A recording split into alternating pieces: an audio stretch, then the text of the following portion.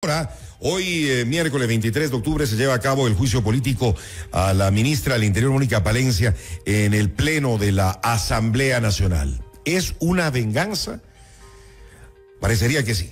Estaba con nosotros esta mañana y queremos darle la más cordial de las bienvenidas a Marcelo Espinel, subdirector de la Fundación Ciudadanía y Desarrollo. Bienvenido, Marcelo. Gracias por estar con nosotros en esta mañana. ¿Cómo está?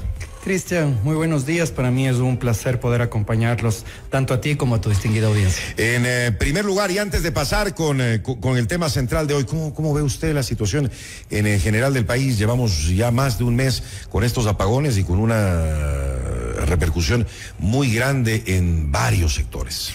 Creo que sí, la repercusión es en varios sectores, la repercusión es negativa. Vemos que la falta de fluido eléctrico está afectando a la productividad de nuestro país. Se están despidiendo personas, no se puede garantizar adecuadamente derechos. En el ámbito de la salud se mantienen estas deudas del Estado, por ejemplo, con las dializadoras, y esto también pone en desmedro la calidad de vida de la gente. Y nos hable del ámbito seguridad. No creo que exista por el momento señas reales de una mejora en la situación de la seguridad, y creo que el gobierno sigue creyendo que sus estrategias comunicacionales van a contentar a la gente, y realmente pues la situación es todo lo contrario. Se está aumentando el malestar ciudadano y pues eso es lamentable para la situación de todos los y las ecuatorianos. Así es, Marcelo. Bueno, y en medio de esto el juicio político a la ministra del Interior. ¿Es una venganza este juicio?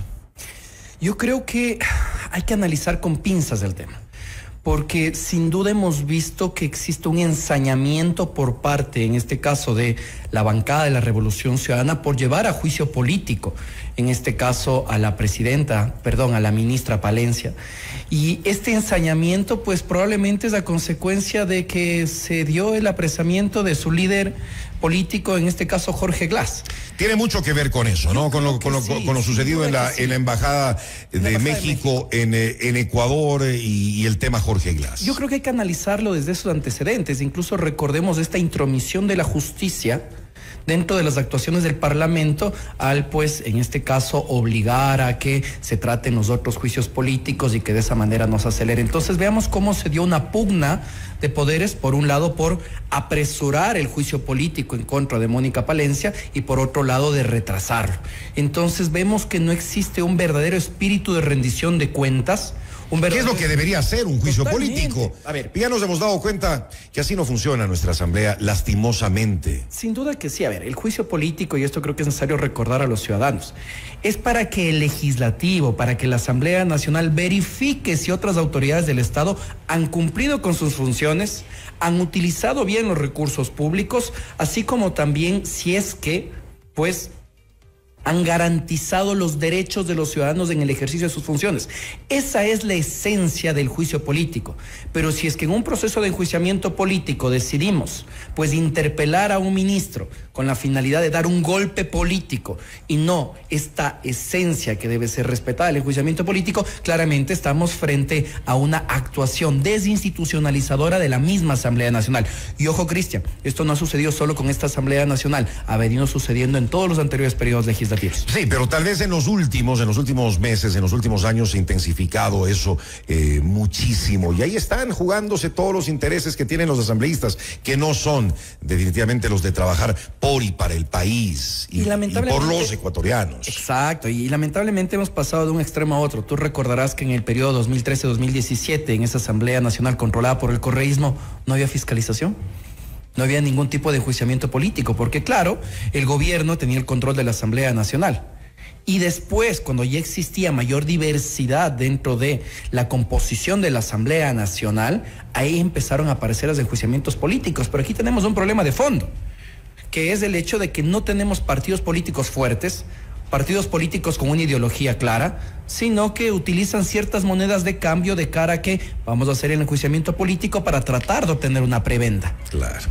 Y ahí es cuando comenzamos a debilitar la institucionalidad del país y abrimos una puerta a la corrupción. Ojo, mira, Cristian, ¿qué es lo que se ha discutido en los últimos días? ¿Hay los votos o no hay los votos? Cuando lo que debería haberse discutido es, Palencia incumplió o no cumplió con sus funciones. ¿Y para usted ha cumplido con sus funciones? A ver, analicemos los dos aspectos. Esta ministra, porque para algunos dicen que pues hay demasiadas fallas y que no ha cumplido, porque seguimos con la inseguridad igual o peor que antes, que es una de las principales misiones de un ministro del Interior. Analicemos los dos aspectos. A ver, en primer lugar, la irrupción en la Embajada de México.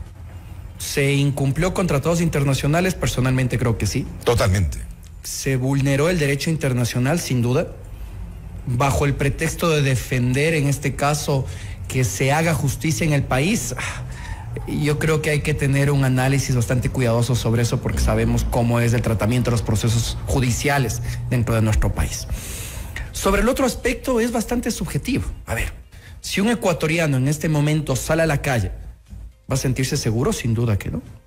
Si es que vemos las noticias, vemos que los asesinatos, los homicidios se siguen produciendo. Si, por ejemplo, las cifras de asesinatos y homicidios que se están dando en Durán continúan como han venido dándose, Durán puede convertirse a fin de año en la ciudad más violenta del mundo. Imagínese usted. Tenemos ya extorsiones y asesinatos en zonas periféricas de Quito, que es algo que no sucedía. Entonces, ¿se puede decir que se ha cumplido por parte del gobierno en ámbito de seguridad? Creo que no. Pero el gobierno, ¿qué nos puede decir? Ni con la declaratoria de este conflicto armado interno, la guerra, como la llamaron en su momento, y que tanto daño nos causó esa denominación. Y el gobierno, por supuesto, y el gobierno, ¿qué nos puede decir? Que no, que se han bajado en ciertas ciudades los índices, que se ha capturado mayores toneladas de drogas. Por ejemplo, lo que acaba de pasar hace un momento, que se ha capturado en España al líder de los tiguerones. Entonces es tan subjetivo el análisis que lamentablemente pues entra la discrecionalidad del legislador al respecto de si se cumplió o no se cumplió. Pero aquí veamos donde para mí radica el problema central. Cristian, ¿qué es el Plan Fénix? ¿Cómo podemos los ecuatorianos evaluar si se está cumpliendo o no se está cumpliendo? No sabemos realmente si hay un Plan Fénix o no, es más. Exactamente, entonces si es que fueran transparentes al respecto de cuál es este famoso Plan Fénix, de esa manera los ecuatorianos podríamos decir, se están cumpliendo ciertos indicadores que demuestran que hay un combate real al problema de la inseguridad. Pero si el Plan Fénix se limita a ser una estrategia comunicacional en TikTok, lamentablemente pues no creo que se pueda evidenciar una verdadera apuesta para combatir al crimen organizado. Y quienes están detrás de la cabeza de la ministra Palencia, ¿qué argumentan para censurarla y destituirla, Marcelo? Bueno, yo creo que quienes están detrás de la ministra Palencia lo que buscan es desestabilizar al gobierno, más aún... ¿Pero con qué argumentos? Los argumentos son precisamente los que hemos discutido, que no se ha logrado enfrentar adecuadamente el fenómeno de la inseguridad, incluso aumentando los puntos del IVA. Y por ahí sí tienen razón en eso, ¿no? Yo coincido en que no existe resultados evidentes al respecto del combate a la inseguridad. Y es lo que... Pero es algo que no se puede además solucionar de un día a otro. Y en eso tenemos que estar todos claros. Este es un problema demasiado grande y que viene de hace muchísimo tiempo atrás y que tardará años en poder salir de esto y de los grupos narcoterroristas que están instalados aquí en el país. Y ahora la pregunta... Entonces no le podemos culpar tampoco a la ministra Palencia. Pero ahora, ¿será que la ministra Palencia en su interpelación en el Pleno de la Asamblea Nacional puede demostrar lo que usted acaba de mencionar, Cristian? Esperemos que sí. Y esperemos que los asambleístas, como lo han mencionado, por ejemplo, los asambleístas de Construye, encabezados por Jorge Peñafiel, que decían, nosotros queremos escuchar los argumentos de la ministra Palencia en el Pleno. Para ahí decidir, dicen, ¿no? Para ahí decidir. Esa me parece una posición correcta, pero ¿será que realmente se lo pensó de esa forma? Yo no les creo nada, discúlpeme, mi querido Marcelo, pero no les creo. Hay tantos intereses en este tema como en otros. Y lamentablemente esta falta de credibilidad en la Asamblea Nacional, eso es algo recurrente, que no solo lo tiene usted, que lo tengo yo, que lo tenemos todos los ecuatorianos, porque la Asamblea Nacional, así como el resto de las instituciones, no son transparentes. Y qué desprestigiada que está la Asamblea, Marcelo. Totalmente, porque no responden a las necesidades ciudadanas, porque en lugar de aprobar aquellas leyes que son necesarias para que se puedan satisfacer nuestras necesidades, están discutiendo temas de poca relevancia. Lamentablemente, esta desconexión de la Asamblea Nacional con las necesidades de la gente y más enfocada en las pugnas políticas, da como resultado que no confiemos en ellos. Los asambleístas ya están pensando en cómo hacer campaña de cara al siguiente proceso electoral y las decisiones que tomen precisamente serán para tratar de satisfacer a sus electores. No existe un comportamiento adecuado por parte de las instituciones en Ecuador y ahí está el problema. La Revolución Ciudadana, el correísmo son los que más quieren la salida de la ministra, pero ¿qué pasa con los otros partidos, con los otros círculos de poder que hay en la Asamblea, Marcelo? Yo creo que hay que estar atentos a la posición del Partido Social Cristiano. Se dijo mucho el fin de semana al respecto. Hay algunas denuncias graves, ¿no? Graves, muy, muy graves. Estuve leyendo los documentos. El que mucho explica, ahí me genera dudas. ¿Usted se refiere al comunicado publicado por el exalcalde de Guayaquil, Jaime Nebot? En el que supuestamente menciona que no hubo un acuerdo con el gobierno al respecto de la salida de Sonsoles García y la sanción que recae sobre el barco atunero de su hijo. Y que fue muy rara, justo la salida de la ministra Sonsoles después de estar en una cadena presidencial. Claro, asomó con el presidente el jueves y el viernes ya estaba afuera. Llama muchísimo la atención, Cristian, y habrá que ver cómo se decantan los votos del Partido Social Cristiano. Ahora, en ese comunicado, el exalcalde de Guayaquil dijo que por él que la sancionen a la ministra Palencia, que no tiene ningún problema. Por supuesto, ahora veamos cuál es la posición de los asambleístas, lo que se dijo a la interna. Porque sí, es que el problema, Cristian, y aquí hay un problema de fondo, es el procedimiento del enjuiciamiento político. Porque, por ejemplo, el hecho de que decida el Pleno de la Asamblea Nacional llamar a juicio político a pesar de que la comisión decidió archivarlo, lo que hace no es dar señas de cuál es la posición que tendrán al momento en el cual se decida su censura o destitución, sino lo que hace es abrir una ventana de oportunidad para la negociación. Y ojo con esto, puede ser una negociación que se haga por bajo de la mesa para que el gobierno pueda obtener ciertos votos, pero ¿a cambio de qué? Entonces, sí hay que ver cómo cambian en este caso los votos de quienes decidieron llevar a juicio político a la ministra y a ver si es que al momento de decidir su censura de destitución votan en contra. Ahí es importantísimo y se han hecho ejercicios en otros países, por ejemplo, en el cual se obliga a los congresistas a dar un razonamiento sobre su voto. Es decir, que así debería ser. Totalmente. Entonces, el día de mañana, al congresista Juan Pérez, al asambleísta Juan Pérez, yo tengo que preguntarle, oiga, usted votó a favor, ahora votó en contra, ¿cuáles fueron sus motivaciones? ¿Cuáles fueron sus razones? Y ahí podemos identificar si hubo o no una prebenda política de por medio o simplemente si se hizo caso al caudillo del partido y de esa manera, lamentablemente, afectamos al proceso de enjuiciamiento político. ¿Qué pasa con Construye? Que eso también en este punto no sabemos cómo mismo van a votar. A veces están de un lado, del otro, muy parecido a los socialcristianos.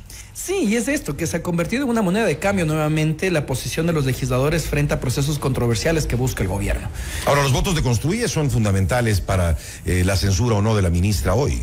A la larga, si es que el Partido Social Cristiano, así como Construye, ojo, no en su totalidad, incluso podrían mantener una posición dividida que puede ser estratégico, retira para que no se vea tan mal la cosa, que no sea tan evidente. Eso. Y de esa forma pues salvan a la ministra Palencia.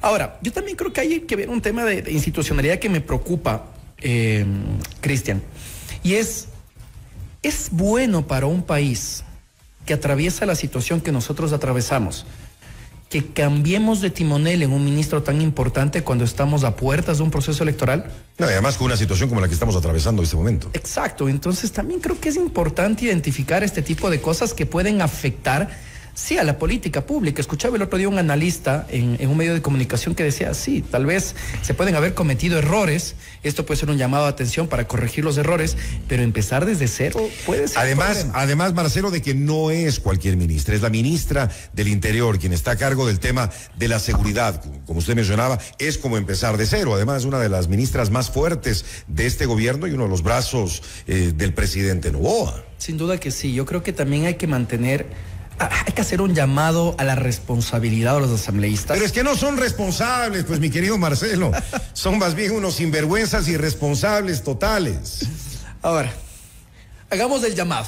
No todos. Por ahí, yo creo que con esta mano me sobran los dedos. Sí, es complejo. Es complejo porque no encontramos este actuar responsable. Pero yo creo que ahí medios de comunicación, la sociedad civil, tenemos esta labor importante de fiscalizar, de señalar a aquellos legisladores que no están cumpliendo con su trabajo. Porque, ojo, recordemos que casi un centenar de los actuales asambleístas quieren nuevamente ocupar una curul en el siguiente periodo legislativo. Y seguramente van a volver a ganar, le firmo. Es necesario que lo señalemos. Porque no sabemos por quiénes votamos, o la gran mayoría no sabe por quién vota para asambleístas.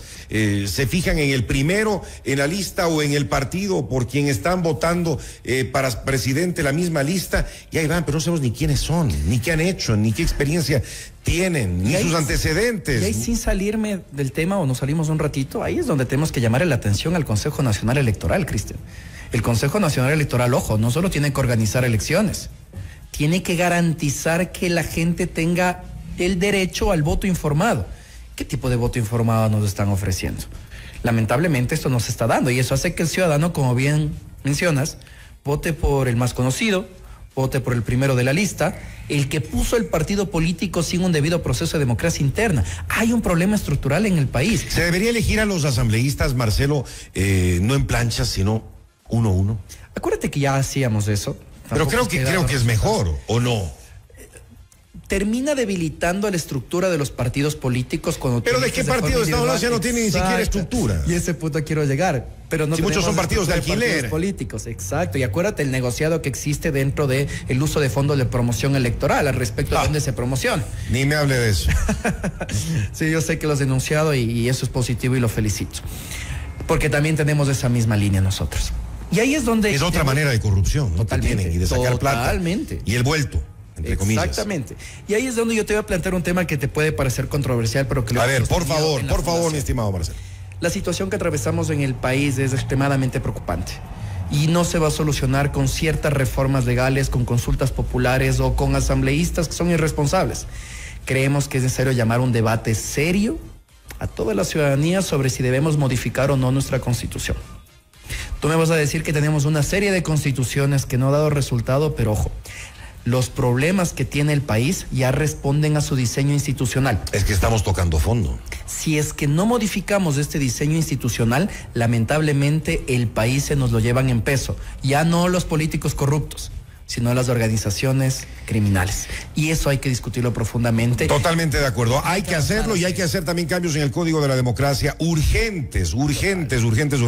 Marcelo, antes de comenzar la entrevista, me mencionaba que no cree que tengan los votos para bajarse a la ministra del Interior, Mónica Palencia. Veamos qué sucede ya mismo, en los próximos minutos, en las próximas horas. Pero ¿qué significaría para el gobierno si logran su cometido de censurar a la ministra? Yo creo que bajo ningún concepto el gobierno debe considerar que eso es un espaldarazo, que es un voto de confianza.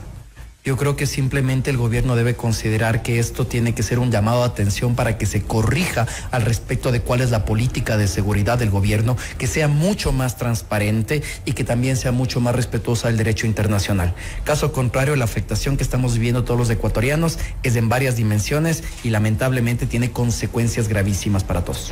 Gracias por haber estado con nosotros esta mañana. Interesante diálogo con Marcelo Espinel, subdirector ejecutivo de la Fundación Ciudadanía y Desarrollo. Hasta una próxima oportunidad, Marcelo. Buenos días. Gracias, Cristian.